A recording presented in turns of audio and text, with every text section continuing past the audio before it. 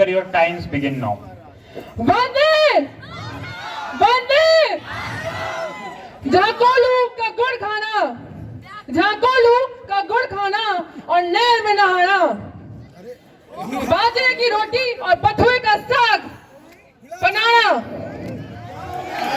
जहां लाके बाजी कुश्ती की और कबड्डी का खेल जरवाना, जहां राम राम में भी एक राम मारा और एक थारा होना,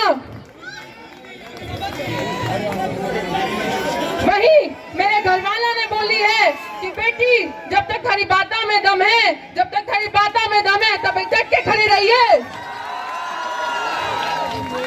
सभी को वंदे मातरम। मेरा नाम दीपिका शर्मा है और मैं स्कूल ऑफ एनवायरमेंटल साइंसेज से JNU में अखिल भारतीय विद्यार्थी परिषद की वाइस प्रेसिडेंशियल कैंडिडेट हूँ। आप सभी को मेरा नमस्कार, राम राम और सभी को मैं इस्तकबाल देती हूँ, अत्यंत से प्रणाम करती हूँ। आप सभी को मैं बताना चाहती हूँ कि इस बार के इलेक्शन बहुत ही ऐतिहासिक है। वो क्यों है? क्योंकि इस बार 90% छात्रों को इलेक्शन JNU का देखा ही नहीं है। उनको मैं ये बताना चाहती हूँ कि मैं तहे दिल से सौभाग्यशाली हूँ कि मुझे आप सभी का प्रतिनिधित्व करने का मौका मिल रहा है। आपको मैं बताना चाहती हूँ कि अखिल भारतीय विद्यार्थी परिषद से लड़ने का जो मुझे मौका मिला है, मैं उसके लिए बहुत सौभाग्यशाली हूँ। JNU के स्टूडेंट JNU के स्टूडेंट को ये समझने की जरूरत है कि वो बहुत ही अनफॉर्चुनेट है, क्योंकि उनको जो यूनाइटेड लेफ्ट का JNU का ये छात्र संघ मिला है, ये बहुत ही निकम्मा और नकारा है। ये JNU के किसी भी मुद्दे पर कोई काम नहीं करता है। आप सबको ये समझना होगा। JNU की टोपी सड़कें होंगी। Excuse me. Please stop. Audience, please settle down. Let the speaker speak. Start the time. Your time start. इनको JNU के टूटी सड़कों से कोई फर्क नहीं पड़ता, क्योंकि इनके मुद्दे तो फलस्तीन, क्यूबा और फिलिस्तीन के कैंप से शुरू होते हैं। इनको सिर्फ हमास और तालिबान की चिंता है। इनको JNU के छात्रों की कोई चिंता नहीं है। आपको मैं बताना चाहती हूँ कि मेरे जैसी साधारण लड़की जब इस कैंपस की 4 दीवारों में शोध करने आती है, तो मुझे और उन अन्य लड़कियों को डर लगता है कि लेफ्टिस्ट यूनिटी के यूनियन के ये दहेशी दरिंदे जो घूमते हैं और लड़कियों का पोचिंग करते हैं और उनको ऑब्जेक्टिफिकेशन करते हैं। मुझे याद आती है शोभा मांडी, जिनकी पढ़ी है मैंने डायरी। जैसे नक्सल कैंप से उठ के ये कैंपस में आते हैं और यहाँ पे छात्रों का शोषण करते हैं, अपने कॉमरेड्स का सेक्सुअल मोलेस्टेशन करते हैं। न जाने कितने अकबर चौधरी अनमोल रतन को पैदा करते हैं और हमें सिखाते हैं पाठ ऑपरेशन का, हमें सिखाते हैं इंक्लूसिवनेस का, हमें बताएंगे फेमिनिज्म क्या होता है। ये सारे सूडो फेमिनिस्ट। मैं आपको बताना चाहती हूँ ये अकबर चौधरी और अनमोल रतन से न जाने कितने प्रसन्ना पैदा होते हैं जो अपने साथ आई नॉर्थ ईस्ट की लड़की का सेक्सुअल मोलेस्टेशन करते हैं सो कॉल्ड सेफ कैंपसेस में। आपको ये जानना होगा कि ये लोग सिर्फ सेक्सुअल प्रेडेटर्स हैं जो औरत का ऑब्जेक्टिफिकेशन करते हैं।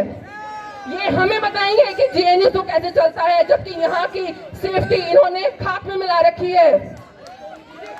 मैं आपको बताना चाहती हूँ कि JNU में इन लोगों ने मैनिफेस्टो के नाम पे सिर्फ एक ही चीज लिखी है कि हमें वोट दो वरना ABVP आ जाएगा। ये कोई मैनिफेस्टो नहीं होता है। इनके मैनिफेस्टो के नाम पे सिर्फ एक काला कागज है। आपको मैं बताना चाहती हूँ कि ये लोग वायलेंस की बात करते हैं। वायलेंस की बात मैं आपको बताती हूँ वायलेंस क्या होता है। 2018 में पेरियार हॉस्टल में अटैक करना, 2020 में 5 जनवरी को हमारे सारे अखिल भारतीय विद्यार्थी परिषद के कार्यकर्ताओं पे पत्थरबाजी करना, कॉमर्स स्टूडेंट के हाथ तोड़ना, पैर तोड़ना, इसको कहते हैं वायलेंस।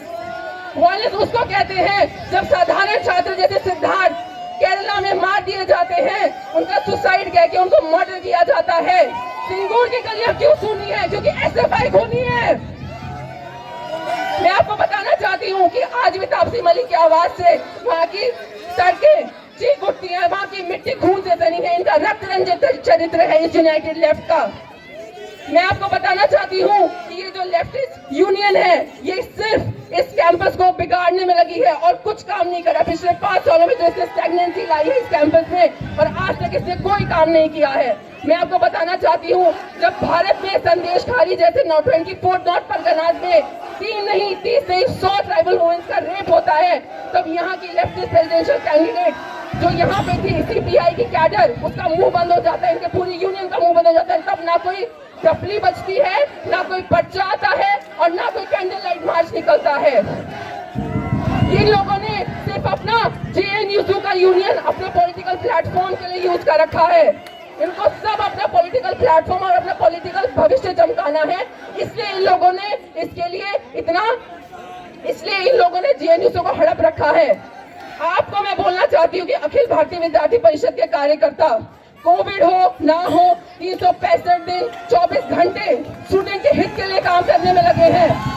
चाहे वो ऋतुमती अभियान हो, चाहे वो पैड डिस्ट्रीब्यूशन हो, बस्ती की पाठशाला हो, छात्र हितों के लिए कार्य करने हो, अखिल भारतीय विद्यार्थी परिषद का हर छात्र कैसी भी मौसम हो, कैसी भी महामारी हो, हमेशा स्टूडेंट के हित के लिए लगा हुआ है। यहाँ पे आपको जानना होगा कि अखिल भारतीय विद्यार्थी परिषद ने आज तक कैंपस में ये बोलते हैं ना कि मैनिफेस्टो में ये लिखते हैं ना कि एक अखिल भारतीय विद्यार्थी परिषद को वोट मत दो।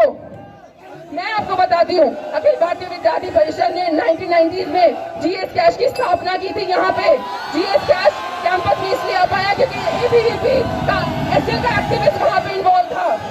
2015 में 2000 में हम जब आए तो यहाँ हॉस्टल बने, यहाँ पे ई रिक्शा आई, यहाँ वाईफाई आया, फिर आप हॉस्टल हम एस्टैब्लिश किया, उसी का फीता हम इस बार आके काटेंगे जब हम एबीवीपी भारी मतों से जीतेंगे। आपको मैं बताना चाहती हूँ कि अखिल भारतीय विद्यार्थी परिषद जब इस कैंपस में वापस आएगा तो वो स्कूल इंफ्रास्ट्रक्चर पे काम करेगा।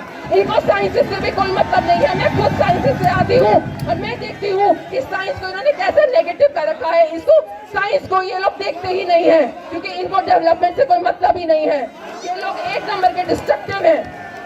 इन्होंने सिर्फ डिस्ट्रक्टिव काम कर रखे हैं, इन्होंने कंस्ट्रक्टिव कुछ भी नहीं किया हुआ है।